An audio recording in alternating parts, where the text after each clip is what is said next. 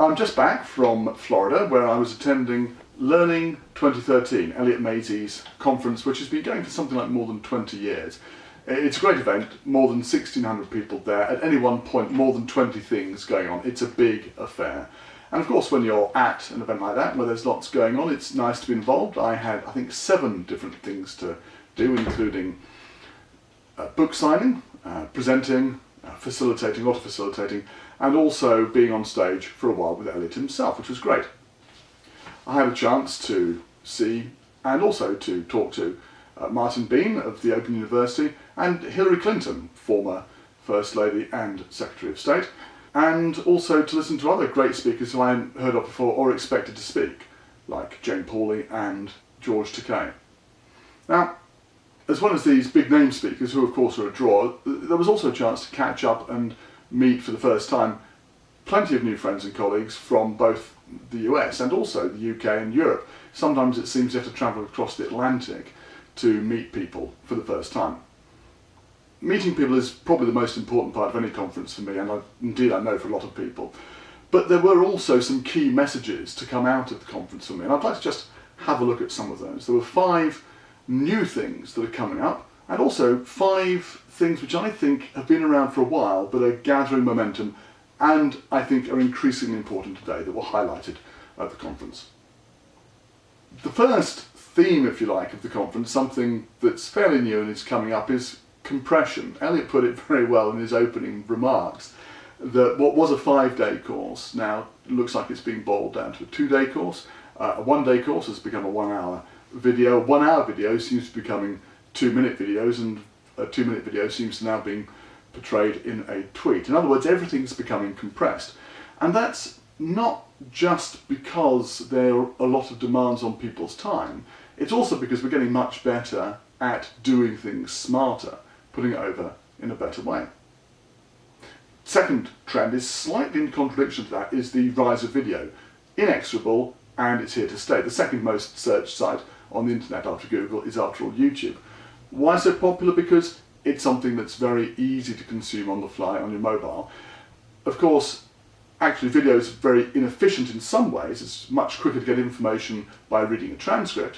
Nonetheless, it's very good, particularly in short chunks. And so the rise of the 2.5 to 5 minute video is totally here to stay. Along with that rise in video and the increasing compression of courses, we're seeing big data on the horizon. Big data is one of those words that's bandied around. Whether or not it's big in our field of learning development is one question, but there's no question that people increasingly are demanding that decisions are made on the basis of data, and it's increasingly part of everyday business life. My big question for the learning and development profession is whether we actually have the 3 skills we need with data. Firstly, do we know how to ask the right questions? Secondly, do we know how to pull the data out, to query it? Thirdly, can we portray the data, convey it in a way that's intelligible and scientifically sound?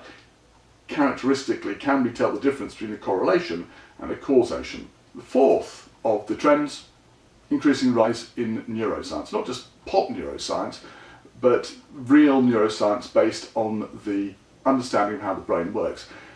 Wrapped up by Nigel Payne at the end of the conference in a short piece where he totally captured everybody's imagination and let them know that the understanding of the working of the brain and the credibility it gives us in our profession is a foundation on which we can take a step forward and gain far better credibility within the organisation as a whole. The other trend that came out of the conference was nothing really to do with learning and development at all specifically, but was about courage, the need to be brave, to take bold steps, and to develop what Hillary Clinton called a rhinoceros-like thick skin in dealing with others. She referred to that when she was talking about how to deal with the rest of the world when you're in public office, and you needed to be able to take it. And I think we need to be able to take it because, as one of the gentlemen on my panel to do with learning and development big data said, sometimes we have to just say no more often. We do have to say no more often. We need to get involved far more in debate. We need to have Hillary Clinton's tough hide, and we also need to have the courage that another of the keynote speakers, Jane Pauley, had to go out and to make huge changes in our own careers in order to take a step to the next stage, to be leaders in our field rather than fulfilling other people's demands for training. In terms of the other trends, things that I think are gaining momentum but have always been there, one important one is the classroom. It might sound strange, but actually the classroom is still where most effort in the learning and development profession is expended. Well, it's time to develop what's being called the new classroom now. It can be flipped, it can be a different space, but it's using that physical space for the best that you can get out of bringing people together for a face-to-face encounter. That's very different to the old model of the classroom, and I can see that's absolutely got legs going into the future. Second thing that's been around for some time, but which is increasingly gaining momentum, performance support. Probably testament to the work of Conrad Gottfriedson and Bob Mosier that their 5 moments of need is now common parlance in the workplace, and it's great to hear that being used as a way of describing how we do something useful for the organisation, provide value by increasing performance and changing behaviour, rather than how we internally focus on simply delivering courses. I think that's a classic example of something taking a long time to get into the language, but now it's there. And I tip my hat to them and look forward to performance support becoming increasingly important in the future.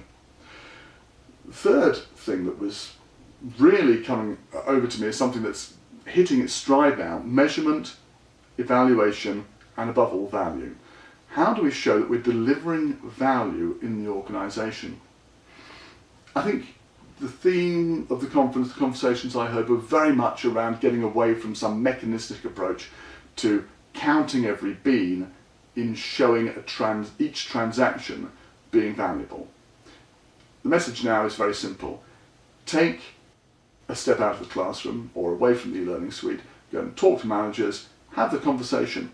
What is it that you're struggling with? If there's a training solution, use it to meet that. That's where the value is, not complicated. The difficulty is, as we've been saying all along, getting out from the comfort zone, dealing with change, having the courage to have the conversation and occasionally say no. The final 2 trends are perhaps bigger picture, but they've been there all the time, and I think they're just becoming more common now. Very quickly, the first one is ensuring that we lead from a position of data, not dogma. That's paraphrasing what Hillary Clinton said in her keynote, and by the way, it was great to hear a politician so passionate and so well informed about learning. And her point was we need to be able to talk from a position of strength based on fact.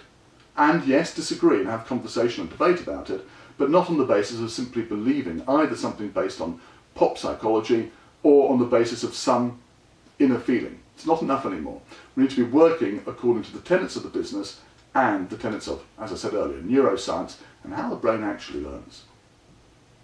And the final thing, coming up again and again in conversation and in presentations, was the role of the profession.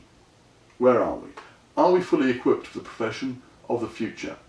I've talked a lot in the past about the need to get out of the training ghetto, the place where training is its own special secret world that people reluctantly enter and leave as quickly as they can. And one of the great things about Learning 2013 was meeting so many great practitioners from across the world who are totally not in that quadrant but in the learning leadership quadrant, because they recognise the breadth of skills needed to be a learning leader. What we need to do to have those conversations with the rest of the business, what we need to do to show value, to sometimes say no, to be courageous, to have that thick skin. That was inspirational, and I believe their example is enabling the rest of us, I hope, to take further steps forward and develop the learning and development profession for the future.